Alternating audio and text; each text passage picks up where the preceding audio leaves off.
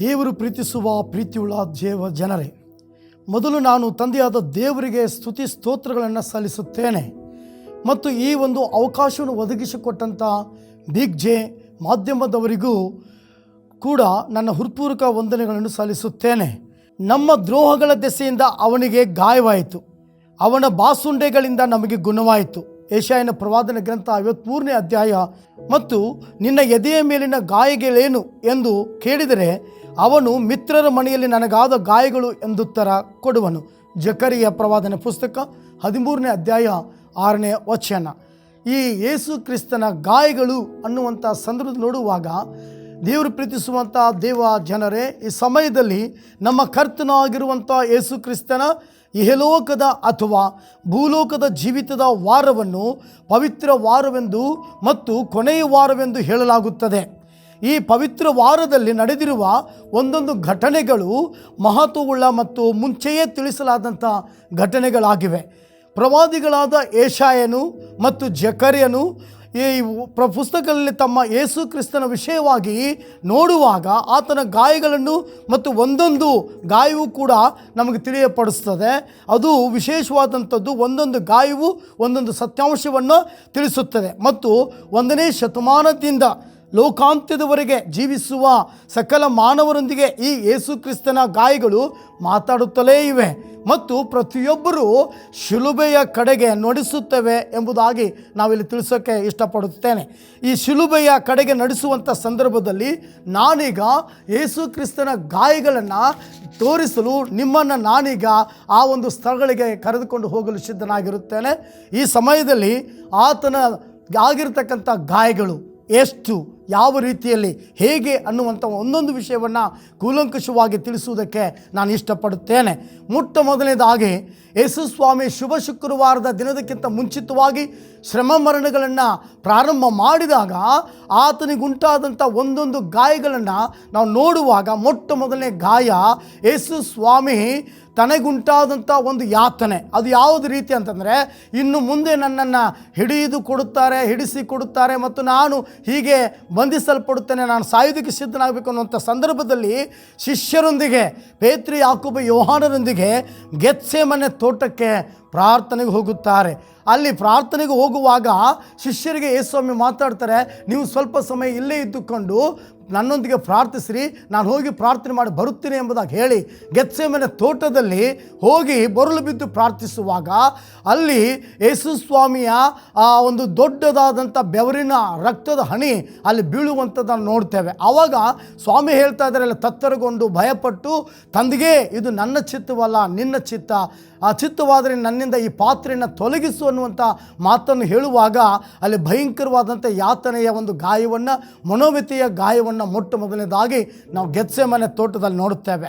ಮತ್ತು ಇನ್ನೊಂದು ಏನಪ್ಪ ಅಂತಂದರೆ, ಮಹಾಯಾಜಕನ ಅಂಗಳದಲ್ಲಿ ಆಗಿರ್ತಕ್ಕಂಥ ಗಾಯ. ಈ ಗಾಯ ಹೆಂಗಪ್ಪ ಅಂತಂದರೆ, ಯೇಸು ಕ್ರಿಸ್ತನ ಮುಖಕ್ಕೆ ಉಗುಳಿ ಆತನಿಗೆ ಗುದ್ದಿ ಕೆನ್ನೆಗೆ ಹೊಡೆದು ಮುಖಕ್ಕೆ ಮುಸುಕು ಹಾಕಿ ಪ್ರವಾದನೆ ಹೇಳೆಂದು ಅವಮಾನಪಡಿಸಿದಂಥ ಗಾಯ.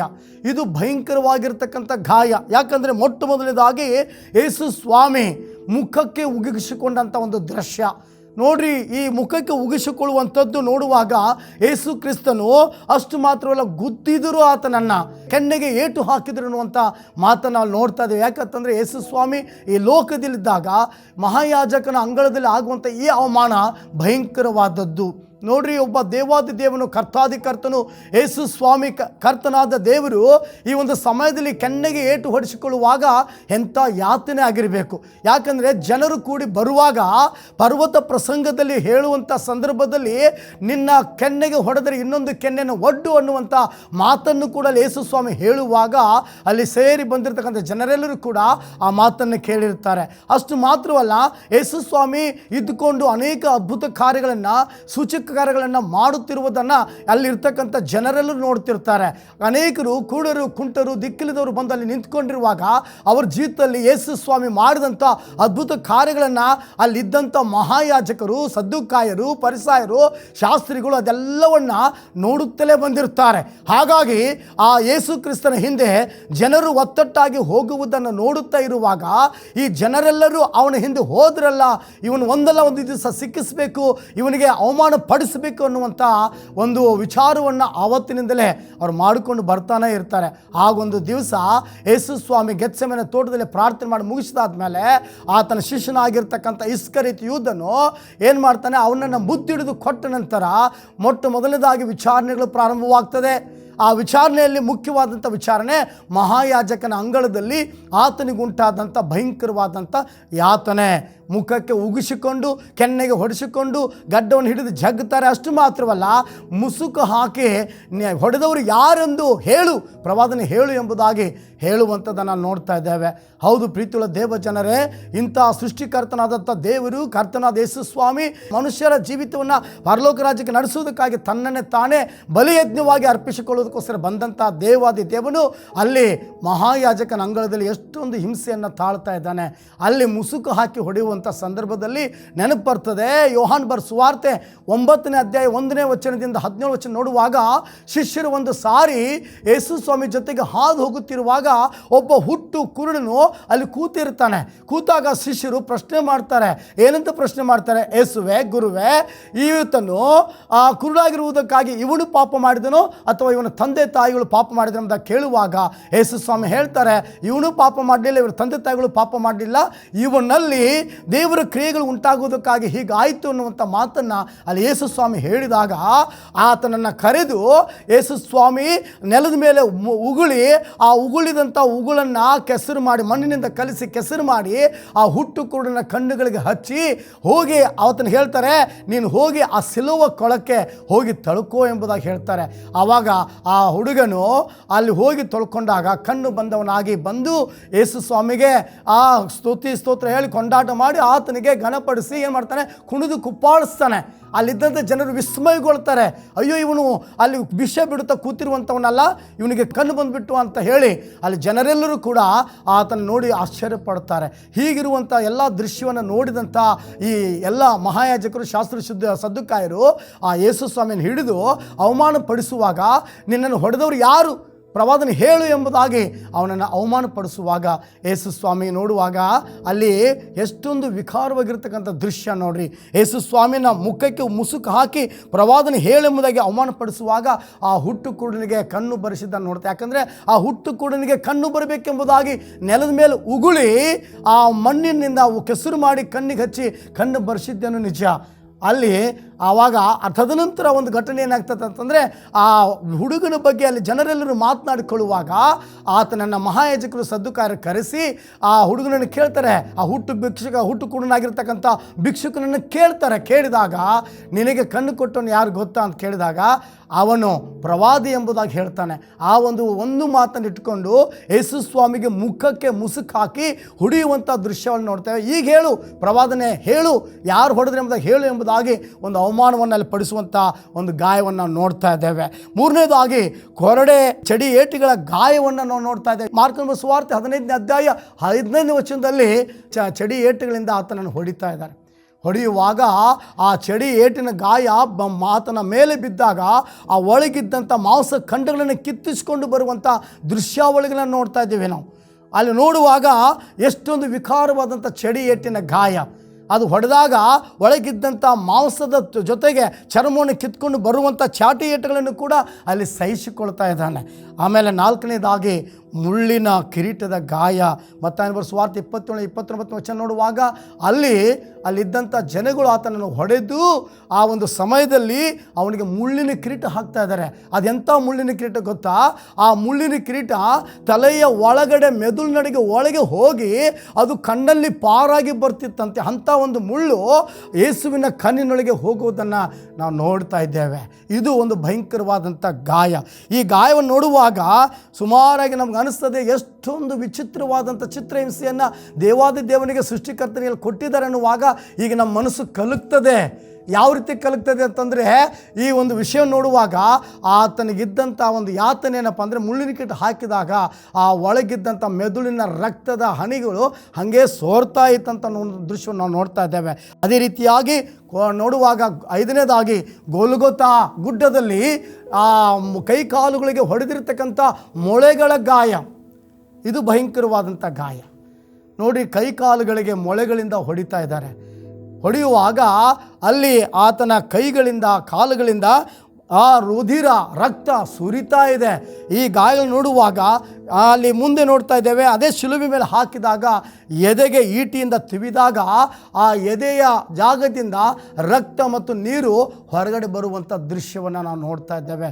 ಇದು ಕೂಡ ಯೇಸು ಸ್ವಾಮಿ ಹಾಕಿಕೊಂಡಂಥ ಒಂದು ಗಾಯ, ವಿಕಾರಗೊಂಡಂಥ ಅವಲಕ್ಷಣವುಳ್ಳಂಥ ಒಂದು ಮುಖ. 7ನೇದಾಗಿ ಇದೊಂದು ಭಯಂಕರವಾದಂಥ ಗಾಯ. ಯಾಕಂದರೆ ಯೇಸು ಸ್ವಾಮಿ ವಿಷಯದಲ್ಲಿ ನೋಡುವಾಗ ಯೆಶಾಯನ ಪ್ರವಾದನ ಗ್ರಂಥದಲ್ಲಿ ಅಲ್ಲಿ 53:2 ಹೇಳ್ತದೆ, ಅವನನ್ನು ನೋಡುವುದಕ್ಕೆ ಯಾವ ಅಂದ ಚಂದಗಳು ಇರಲಿಲ್ಲ. ಅವನ ಮುಖ ಭಯಂಕರವಾಗಿ ವಿಕಾರವಾಗಿತ್ತು. ಅಲ್ಲಿ ಸೇರಿ ಬಂದಂಥ ಜನ ಆ ಮುಖವನ್ನು ನೋಡಲಿಕ್ಕಾಗದೆ ಹೆದರಿ ಭಯಪಟ್ಟು ಓಡುವಂಥ ರೀತಿಯಲ್ಲಿ ಅವನ ಮುಖ ಕಾಣಿಸ್ತಾ ಇತ್ತು ಎಂಬುದಾಗಿ ನಾವು ನೋಡ್ತಾ ಇದ್ದೇವೆ. ಆ ಒಂದು ಸಂದರ್ಭದಲ್ಲಿ ಇಲ್ಲಿ ಆತನಿಗಿರ್ತಕ್ಕಂಥ 7 ಗಾಯಗಳನ್ನು ನೋಡುವಾಗ ಒಂದೊಂದು ಗಾಯಗಳು ಕೂಡ ಯಾತಕ್ಕೋಸ್ಕರ ಈ ದೇವಾದಿದೇವನು ಕರ್ತನು ಯೇಸು ಸ್ವಾಮಿ ನೋಡುವಾಗ ಈ ಒಂದು ಸಮಯದಲ್ಲಿ ದೇವರು ಮಗನಾಗಿರ್ತಕ್ಕಂಥ ಯೇಸು ಸ್ವಾಮಿ ಲೋಕದ ಪಾಪವನ್ನು ಹೊತ್ತುಕೊಂಡು ಇಷ್ಟೆಲ್ಲ ಗಾಯಗಳನ್ನು ಸಹಿಸಿಕೊಳ್ಬೇಕಾದ್ರೆ ಯಾತಕ್ಕಾಗಿ ಯೇಸು ಸ್ವಾಮಿ ಯಾತಕ್ಕಾಗಿ ಇಷ್ಟೆಲ್ಲ ಗಾಯಗಳನ್ನು ಅನುಭವಿಸಿದರು. ಆಂತರಿಕವಾಗಿಯೂ ಕೂಡ ಗಾಯಗಳು, ಬಾಹ್ಯವಾಗಿಯೂ ಕೂಡ ಗಾಯಗಳು. ಈ ಗಾಯಗಳನ್ನು ನೋಡುವಾಗ ಯೇಸು ಸ್ವಾಮಿ ಸ್ವತಃ ವಾಕ್ಯದಲ್ಲಿ ಬರೆಯಲ್ಪಟ್ಟಿದೆ, ಆತನು ಯಜ್ಞದ ಕುರಿಯಾಗಿ ಈ ಲೋಕಕ್ಕೆ ಬಂದನೆಂಬುದಾಗಿ. ಯಜ್ಞಕ್ಕೆ ಬೇಕಾದಂಥದ್ದು ಕುರಿಯನ್ನು ದೇವರು ತನ್ನ ಮಗನಾಗಿರ್ತಕ್ಕಂಥ ಯೇಸು ಸ್ವಾಮಿನೇ ಇದಕ್ಕೋಸ್ಕರವೇ ಕೊಟ್ಟಿದ್ದಾರೆ ಎಂಬುದಾಗಿ ಯೆಶಾಯನ ಪ್ರವಾದನೆ ಗ್ರಂಥದಲ್ಲಿ, ಜಕರ್ಯ ಪ್ರವಾದನೆ ಗ್ರಂಥದಲ್ಲಿ ನಾವು ಓದಿ ತಿಳಿಯುತ್ತೇವೆ.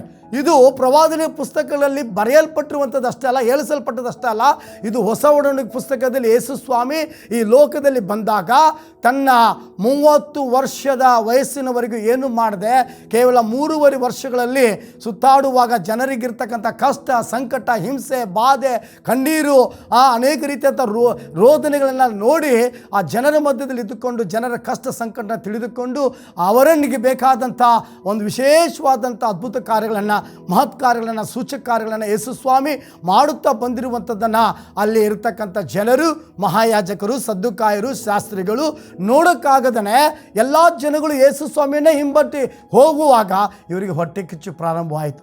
ಹೀಗಾಗಿ ಹೇಗಾದರೂ ಮಾಡಿ ಈತನನ್ನು ಕೊಲ್ಲೋಣ ಅನ್ನುವಂಥ ಒಂದು ಉದ್ದೇಶವನ್ನು ಇಟ್ಟುಕೊಂಡು ಆತನಿಗೆ ನೇರವಾಗಿ ಕೊಲ್ಲದೆ ಚಿತ್ರಹಿಂಸೆಯಾಗಿ ಅವನನ್ನು ಕೊಲ್ಲುವುದಕ್ಕೆ ಪ್ರಯತ್ನ ಮಾಡ್ತಾರೆ. ಈ ಚಿತ್ರಹಿಂಸೆ ಯಾಕೆ?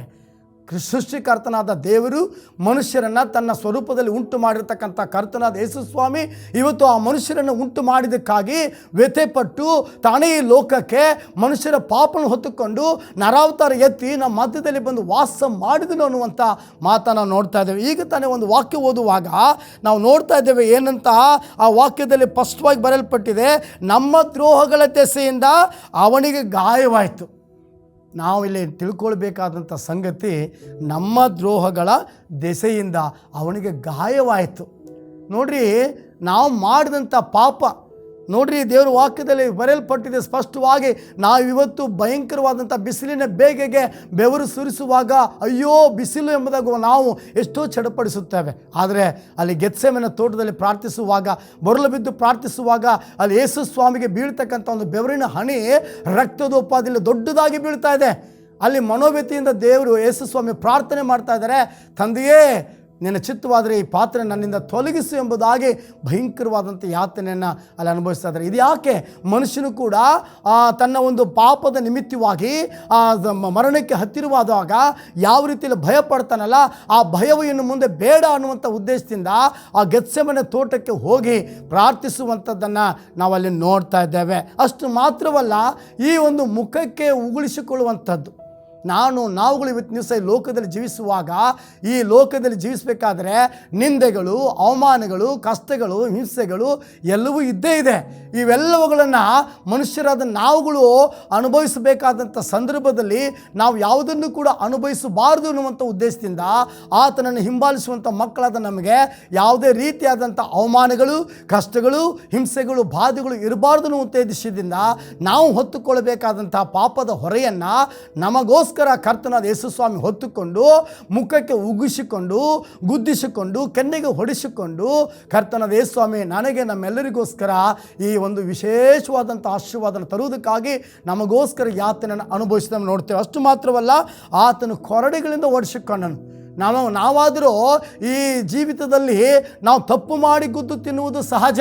ಆದರೆ ನಮ್ಮ ಕರ್ತನಾಗಿರುವ ಯೇಸು ಸ್ವಾಮಿ ನಾವು ಗುದ್ದು ತಿನ್ನುವಂಥ ಮಕ್ಕಳಾಗಿರುವಾಗ ಇನ್ನು ಮುಂದೆ ಯಾವುದೇ ರೀತಿಯಾದಂಥ ಗುದ್ದು ತಿನ್ನುವುದು ಬೇಡ, ಶಿಕ್ಷೆಗೆ ಒಳಗಾಗೋದು ಬೇಡ ಅನ್ನುವಂಥ ಉದ್ದೇಶದಿಂದ ಯೇಸು ಸ್ವಾಮಿ ನಮ್ಮೆಲ್ಲರಿಗೋಸ್ಕರ ಚರಡೆಯ ಏಟುಗಳನ್ನು ಅವನು ತೆಗೆದುಕೊಳ್ಳುವಂಥದ್ದನ್ನು ನಾವು ನೋಡ್ತಾ ಇದ್ದೇವೆ. 30 ವರ್ಷಗಳವರೆಗೆ ಅವನು ಏನನ್ನು ಮಾಡಲಿಲ್ಲ. ಅದಕ್ಕೆ 3.5 ವರ್ಷದೊಳಗೆ ಇದನ್ನೆಲ್ಲ ಮಾಡುವಾಗ 30 ಚಡಿ ಏಟುಗಳನ್ನು ಯೇಸು ಸ್ವಾಮಿಗೆ ಅಲ್ಲಿದ್ದಂಥ ಜನರು ಅವನಿಗೆ ಆ ಗಾಯಗಳನ್ನಾಗಿ ಕೊಡುವಂಥದ್ದನ್ನು ನಾವು ನೋಡ್ತಾ ಇದ್ದೇವೆ. ಅಷ್ಟು ಮಾತ್ರವಲ್ಲ, ಮುಳ್ಳಿನ ಕಿರೀಟ.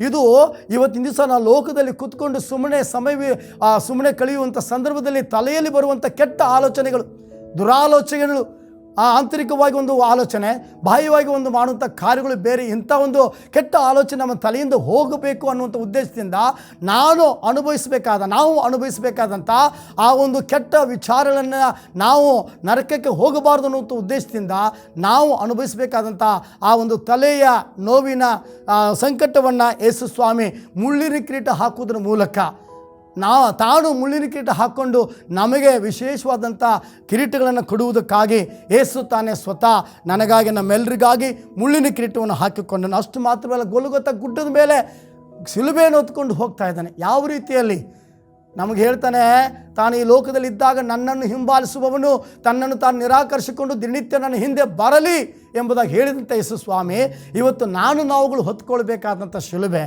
ಅದೆಂಥದ್ದು ಗೊತ್ತಾ? ನಾವು ಮಾಡಿದಂಥ ಪ್ರತಿಯೊಂದು ಪಾಪಗಳ ಶಿಲುಬೆ ಹೆಂಗಿರ್ತದಪ್ಪ ಅಂತಂದರೆ ಭಯಂಕರವಾದ ಭಾರವಾದಂಥ ಶಿಲುಬೆ.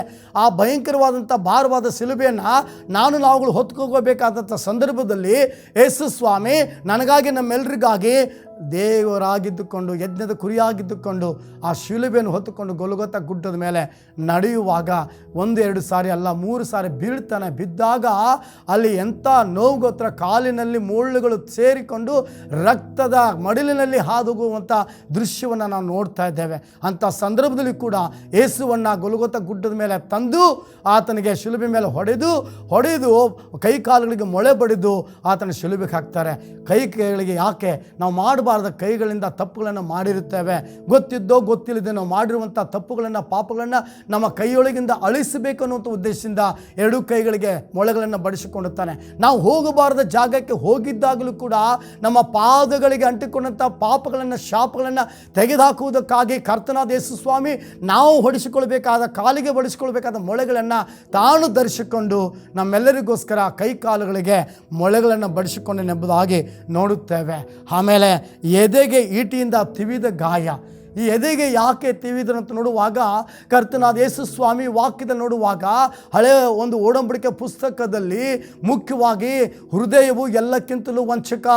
ಯೆರೆಮೀಯನ ಪ್ರವಾದನೆ ಗ್ರಂಥ 17:9 ನೋಡ್ತೀವಿ ನಾವು. ಹೃದಯವು ಎಲ್ಲಕ್ಕಿಂತಲೂ ವಂಚಕ, ಇದು ಗುಣವಾಗದ ರೋಗಕ್ಕೆ ಒಳಗಾಗಿದೆ, ಇದನ್ನು ಯಾರು ತಿಳಿದಾರ ಅನ್ನುವಂಥ ಉದ್ದೇಶದಿಂದ ಮನುಷ್ಯನ ಹೃದಯ ಯಾವತ್ತೂ ಕೂಡ ಕಲ್ಮಶದಿಂದ, ಹೊಲಸುತನದಿಂದ, ಕೆಟ್ಟ ರಕ್ತದಿಂದ ತುಂಬಿರುತ್ತದೆ. ಹಾಗಾಗಿ ಮನುಷ್ಯನ ಹೃದಯವನ್ನು ಸ್ವಚ್ಛಗೊಳಿಸಿ ಆ ಮನುಷ್ಯನ ಹೃದಯದಲ್ಲಿ ತಾನು ಬಂದು ಜೀವಿಸುವುದಕ್ಕೋಸ್ಕರ ತನ್ನ ಒಂದು ಎದೆಯ ಭಾಗದಲ್ಲಿ ಈಟಿಯಿಂದ ತಿವಿಸಿಕೊಂಡೆಂಬುದನ್ನು ನೋಡ್ತಾ ಇದ್ದೇವೆ ನಾವು.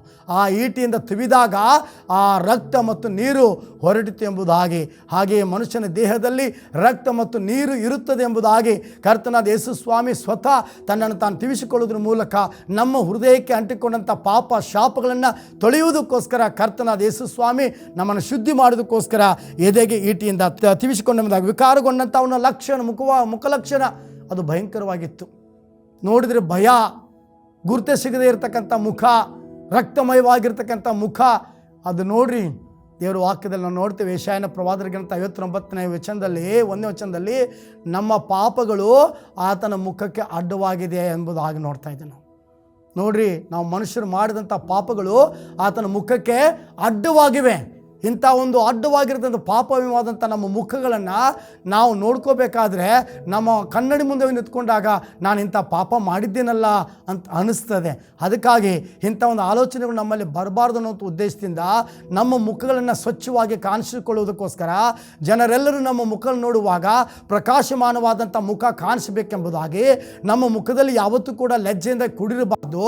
ಚೈತನ್ಯ ಸ್ವರೂಪನಾದಂಥ ಯೇಸು ಕ್ರಿಸ್ತನ ಆ ರಕ್ತದ ಮೂಲಕ ತೊಳೆದಿರುವಂಥ ಒಂದು ಮುಖವಾಗಿ ಜನರಿಗೆ ಕಾಣಿಸಬೇಕು ಅನ್ನುವಂಥ ಉದ್ದೇಶದಿಂದ ಶಿಲುಬೆಯ ಯಾಗದ ಮೇಲೆ ತೂಗುತ್ತಿರುವಂಥ ಯೇಸು ಸ್ವಾಮಿ ತನ್ನ ಭಯಂಕರವಾದಂಥ ವಿಕಾರವಾದಂಥ ಮುಖವನ್ನಿಟ್ಟುಕೊಂಡು ನನಗಾಗಿ ನಮ್ಮೆಲ್ಲರಿಗಾಗಿ ಯೇಸು ಸ್ವಾಮಿ ಶಿಲುಬೆಯ ಯಾಗವನ್ನು ಮಾಡಿದರು ಎಂಬುದನ್ನು ನಾವು ನೋಡ್ತಾ ಇದ್ದೇವೆ. ಹಾಗಾಗಿ ಪ್ರೀತಿಯುಳ್ಳ ದೇವ ಜನರೇ, ನಾವು ಈ ಲೋಕದಲ್ಲಿ ಜೀವಿಸ್ತಾ ಇದ್ದೇವೆ. ಇವತ್ತಿನ ದಿವಸ 7 ಗಾಯಗಳನ್ನು ನಾವು ಕಣ್ಣಾರೆ ಕಾಣ್ತಾ ಇದ್ದೇವೆ. ಆ ಗಾಯಗಳು ಯಾರಿಗೋಸ್ಕರ? ನನಗಾಗಿ, ನಮ್ಮೆಲ್ಲರಿಗಾಗಿ ಅಲ್ಲವೇ?